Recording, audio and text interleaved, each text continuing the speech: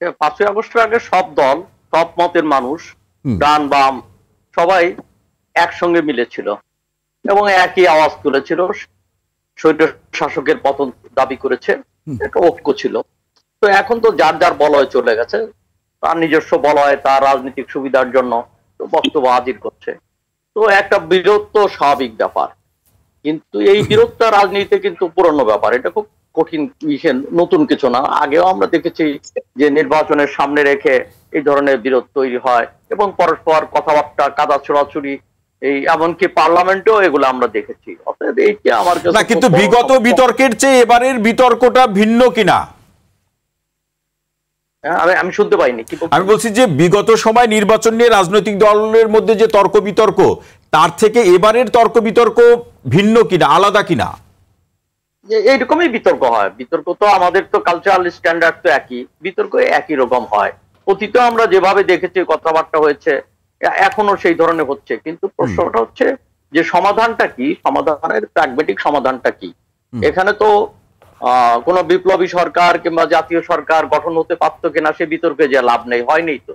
যেটা হয়েছে একটা নিয়ম মাফিক অন্তর্বর্তী সরকার, এবং দীর্ঘদিন অন্তর্বর্তী সরকার থাকার কারণে এটা থাকা সম্ভব না। কেননা এখনই প্রবলেম হচ্ছে, বিদেশ থেকে ইনভেস্টমেন্ট আসছে না, এমনকি দেশীয় ইনভেস্টমেন্টও হচ্ছে না। সবাই বলছে যে সরকার কবে গঠন হয়, কি হয় আমরা একটু দেখি, সবাই অপেক্ষা করছে। অতএব সাধারণ মানুষের আকাঙ্ক্ষা হচ্ছে যে আজকে যে অস্থিরতা সবকিছু বিরাজ করছে, তার সমাধান একটা নির্বাচিত সরকারের মাধ্যমে হতে পারে, অন্য কোনো বিকল্প আমাদের সামনে নেই। অতএব নির্বাচনে আসা, আর নির্বাচনে আসার ক্ষেত্রে দুটো জিনিস, একটা হলো অফিসিয়ালি নির্বাচনে আসার প্রশ্নে তো সবাই একমত হয়ে তো ঐক্যমতের কমিশনে বসছে, কিন্তু মাঠে ভিন্ন বক্তব্য দিচ্ছে। তো ভিন্ন বক্তব্য তো মাঠে এই ধরনের বক্তব্য তো আমরা দেখেছি। তো এটা একটা চাপের আন্দোলনের জন্য কিংবা তার শক্তি সঞ্চয়ের জন্য, তার কর্মসূচিকে তুলে ধরার জন্য এই ধরনের বক্তব্য হতে পারে। তার মানে কি আবু সাইদ খান এই যেটা বলছেন যে ঐক্যমত্য, আবু সাইদ খান একটু আমার প্রশ্নটি শুনুন, যে জাতীয় ঐক্যমত্য কমিশনে গিয়ে রাজনৈতিক দলগুলো বিভিন্ন প্রসঙ্গে একমত হচ্ছে, আবার মতের ভিন্নতা থাকছে, নোট অফ ডিসেন্ট দিচ্ছে, সেটা ঠিক আছে। আবার ওই প্রসঙ্গগুলোতে রাজনীতির মাঠে এসে ভিন্ন কথা বলছে, তার মানে কি মাঠে এসে যে ভিন্ন কথা বলছে এটা কি রাজনীতি টিকিয়ে রাখার জন্য?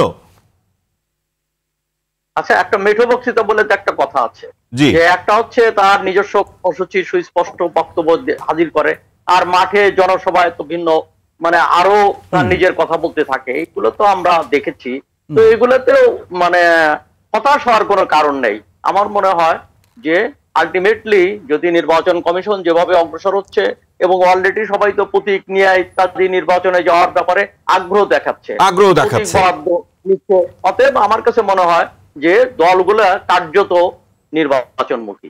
অতএব নির্বাচনের বাইরে তারা কোনো বিপ্লব করার জন্য কিংবা নতুন করে সরকার অন্য কিছু করে ঘটাবে এমনটা সম্ভাবনা নাই, সে জায়গা আমি না। তাহলে আবু সাইদ খান এই পর্যায়ে একটু ছোট্ট করে বলুন যে এনসিপি যে বলছে মৌলিক সংস্কার ছাড়া, কিংবা জামাতও বলছে যে পিআর পদ্ধতি বা সংস্কার ছাড়া তারা নির্বাচন হতে দিবে না বা নির্বাচনে তারা যাবে না, এই যে প্রসঙ্গগুলো বা এক ধরনের এটা তো এই চ্যালেঞ্জ করা আর কি, যে ফেব্রুয়ারিতে নির্বাচন সেই বিষয়টিতে, তাহলে এখানে সমাধানটা মিলবে কিভাবে, সমাধান মিলবে কিভাবে?